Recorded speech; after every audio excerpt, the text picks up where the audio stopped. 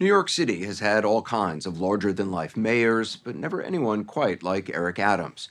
Dapperly dressed, with a pierced ear and dramatic life story, he says and does things that a lot of other Democratic politicians would not. He talks openly about being a victim of police brutality as a teenager, who then went on to become a police officer. He speaks out forcefully about addressing economic inequality, while also reaching out to work with some of the wealthiest business leaders on Wall Street.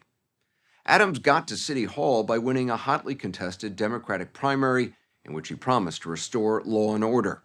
He's described himself as the face of the new Democratic Party, and people all over the country will be watching to see how he addresses rising crime, new COVID outbreaks, and the serious economic damage caused by the pandemic. The story will continue in a moment.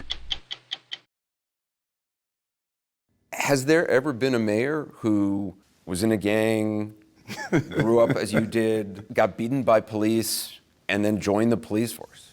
There's a subtext to the election. I'm hoping the young man that's sitting in Rikers Island, because he's dyslexic and did not get the tools he deserved, realize that, hey, Eric Adams was dyslexic. Eric Adams sat in a cell. I'm hoping those who are on the verge of homeless are homeless and say, damn it, Eric was on the verge. There's a great moment here. A bend in the road is not the end of the road. Just make the turn. Mayor Adams has been trying to help the city make a turn since he took over 114 days ago. Tens of thousands of small businesses here have disappeared since the pandemic. Unemployment is nearly twice the national average, and major crime is up 43% from this time last year. Nearly 2 weeks ago, a gunman shot 10 people on a crowded subway in Sunset Park, Brooklyn. The alleged perpetrator was arrested after wandering the city for 30 hours. Is the subway shooting an indication that this city is in real trouble in terms of crime? No, I don't believe so. When that shooting happened on Tuesday, Wednesday, people were back on the train. What do you say to New Yorkers who are scared and feel that the city is headed in the wrong direction in terms of crime? We removed 1,800 guns off the streets of our city since I've been elected, 1,800. And so we're putting in place the foundation of dealing with the immediate needs of violence, but we're also stopping the pipeline that causes children to get involved in violence.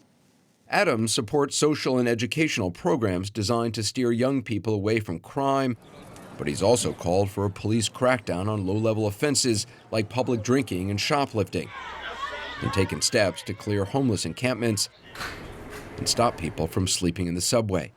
He's deployed new uniformed police units that he says have been specially trained to confiscate illegal guns in high-crime neighborhoods without repeating the abuses of stop-and-frisk policies under mayors Rudy Giuliani and Michael Bloomberg.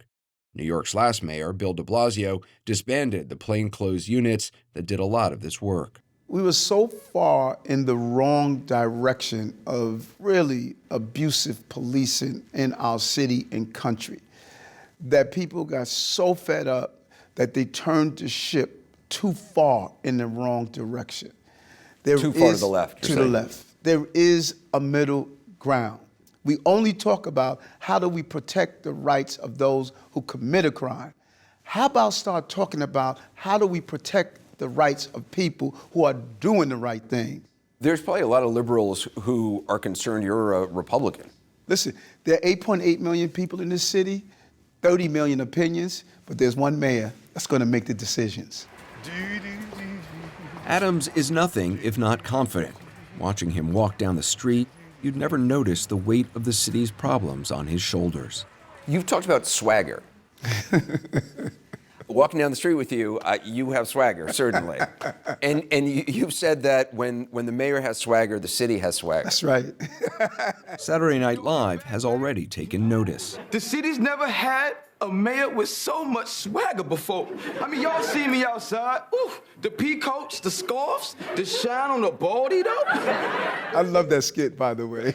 So what is swagger? It's, feeling as though you've overcome so much that you can overcome whatever is in front of you. I, Eric Adams. New York has overcome hard times in the past, he says, and so has he.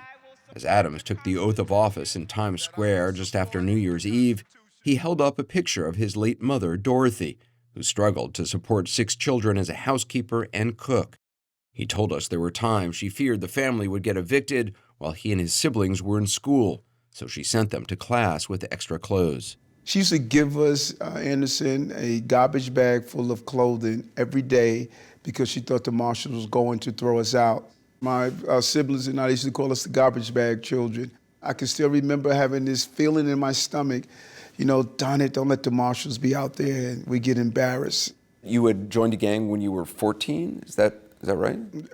14 I joined, but I was a well-known number runner at 12. You were running numbers Yeah, at that 12 was years the old. illegal gambling system. When he was 15, he and an older brother were arrested for criminal trespassing and taken to the 103rd Precinct in Jamaica, Queens, where, he says, police officers beat them. They just continually kicked us in the groin over and over again. Every time I would see a police car, I relived the beating. Every time I heard a siren. How does somebody who had that experience with police decide to join the police force? The Reverend Herbert Daughtry and a group of other civil rights leaders brought 13 young men to the House of the Lord Church and stated that it was time for us to go into the police department and fight for reform inside. What did you think when they said to you that you should join the police force? I thought they were out of their minds. Captain Eric Adams.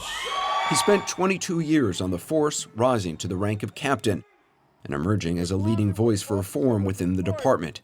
After serving 7 years in the state Senate and another 8 as Brooklyn Borough president, Our first choice is Eric Adams. he defeated 12 other candidates for the Democratic mayoral nomination and then easily won the general election in November. You said a while back that you were the new face of the Democratic Party.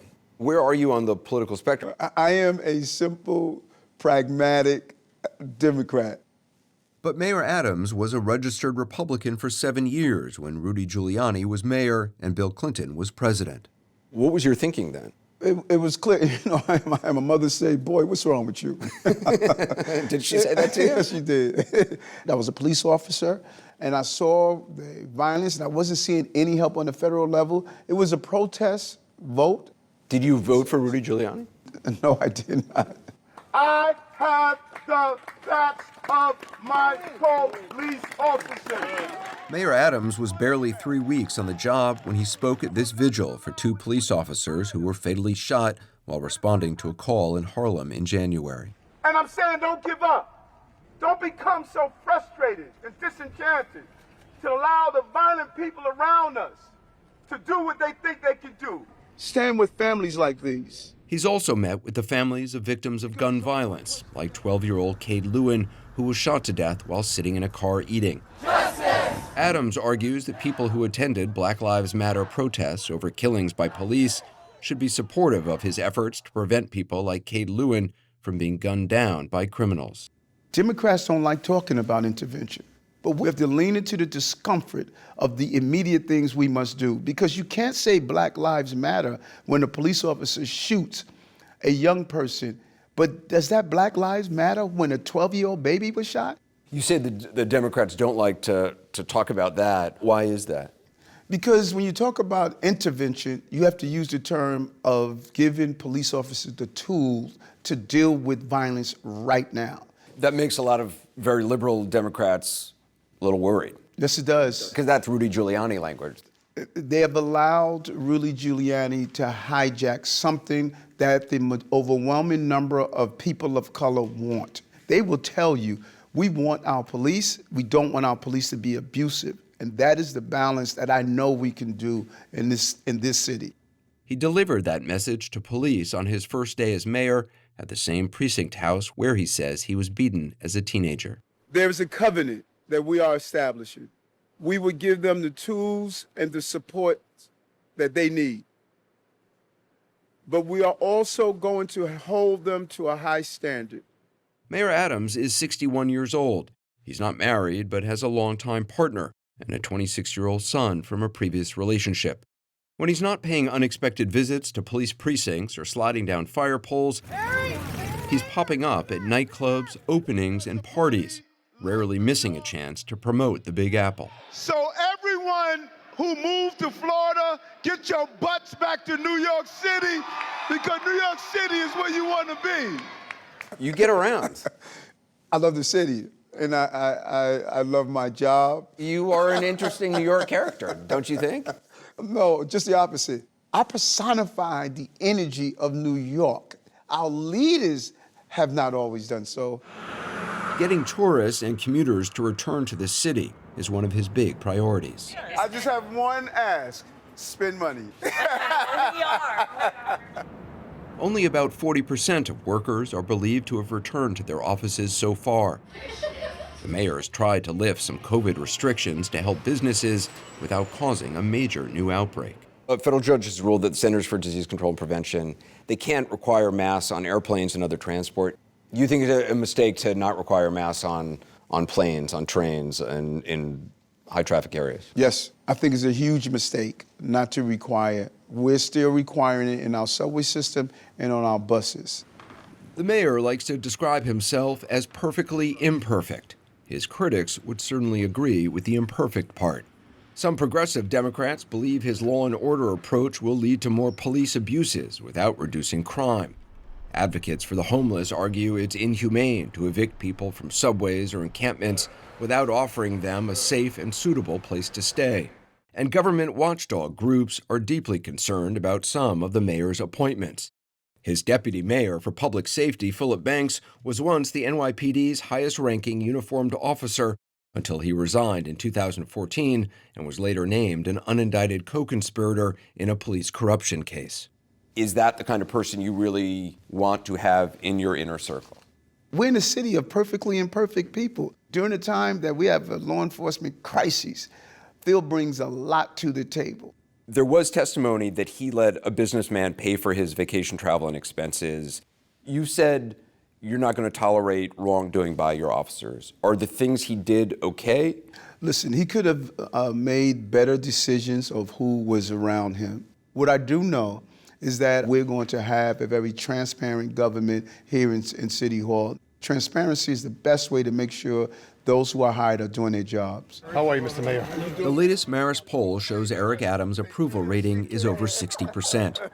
But it's early still, and New Yorkers are not a particularly patient lot. How you, man? Adams told us he studied the history of past mayors, so before we left, we asked him for his assessment of some of his famous predecessors whose portraits hang in City Hall. I just want to try a quick speed round, just asking you what words come up when I talk about some former mayors. David Dinkins. Compassionate, caring, kind. Michael Bloomberg. Thoughtful, kind, love the city. Ed Koch. Eric Adams, many personalities. Really? Love life. You see your similarity with Ed Koch a Yes, little bit? thick skin. Ed Koch used to go around asking, How am I doing? What do you say? I just give a thumbs up. If they give me a thumbs up, I know I'm doing the right thing. Okay. If they use one of the other four fingers, then I got a problem.